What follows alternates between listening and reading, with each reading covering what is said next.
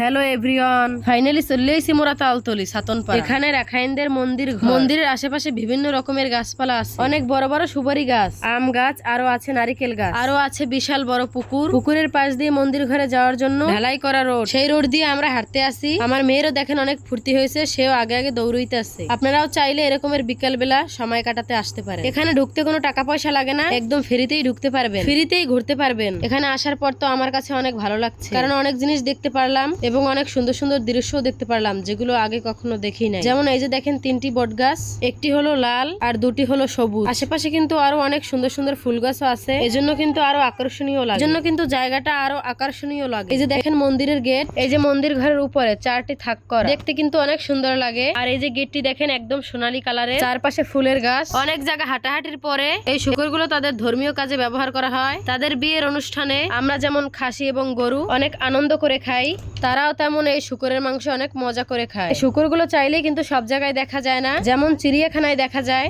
তেমনি যদি আপনাদের এলাকায় খাইনদের পাড়া থাকে তাহলে দেখলেও দেখা যেতে পারে। আগে একবার আমরা ঢাকা মিরপুর চিড়িয়াখানায় দেখেছি, এগুলো অনেক বড় বড় ছিল, দেখতে কালো রঙের ছিল, আর এই শুকরগুলো কিন্তু সাদা রঙের। চিড়িয়াখানায় তো টাকা দিয়ে ঢুকতে হয়, রাখাইনদের পাড়ায় তো টাকা দিয়ে ঢুকতে হয় না। এই যে দেখেন এখানে আরো একটি শুকর, অনেক বড়। আমার মেয়ে কিন্তু দাঁড়িয়ে দাঁড়িয়ে দেখতেছে, দেখেন শুকুরের সাথে আমার মেয়ে কথা বলতেছে। এখন আমরা চলে আসছি অন্য একটি গল্লিতে, এখানে অনেক সুন্দর সুন্দর ফুল এবং ফলের দেখা মিলছে। এই যে দেখেন আমরা হাঁটতেছি, সামনের দিকে আগাতে আসি, পাশেই কিন্তু রাখাইনদের বাড়ি, তাদের থাকার ঘর। তাদের ঘরগুলো দেখতে আমার কাছে খুবই ভালো লাগে। তারা দোতলা সিস্টেম করে ঘর তৈরি করে, তাও আবার কাঠের খুঁটি দিয়ে। নিচতলা পুরোটাই ফাঁকা থাকে, সেখানে তারা বাসার সবাই মিলে বিকাল বেলা আড্ডা দেয়। তাদের বাসার চারপাশে ফুলের গাছ আর ফলের গাছ দেখতে পারবেন, তারা বেশিরভাগই ফুলের গাছ লাগায়। এই যে দেখেন কত সুন্দর ফল, এই ফলটির নাম হলো জাম্বুরা। ফলটিকে অনেকে অনেক নামে চিনে, এই ফলটিকে আমাদের এলাকায় জাম্বুরা নামেই পরিচিত। এই যে দেখেন জাতীয় ফল কাঁঠাল, তাও দেখেন রাখাইনদের আঙিনায় লাগিয়ে রাখছে, এর কোনো শেষই নেই।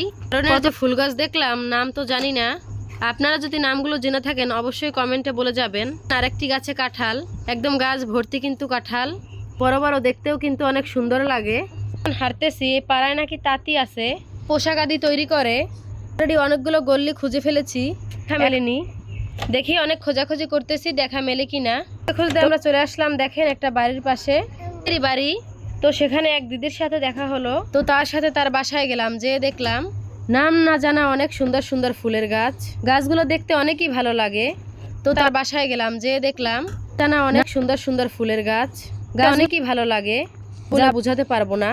তাই আমি তার কাছে কয়টি ফুলের গাছ ছিলাম, সে বলল আচ্ছা ঠিক আছে, আমি তোমাকে কয়টি ফুল গাছ দিচ্ছি। জন্য তো সব ফুল গাছ হবে না, এই জন্য সবগুলো সে দেয় নাই, বলছে যখন বৃষ্টি নামবে তখন আবার আইসো, ফুল গাছ দিব, তখন নিয়ে তোমাদের বাড়ির আঙিনায় লাগিও।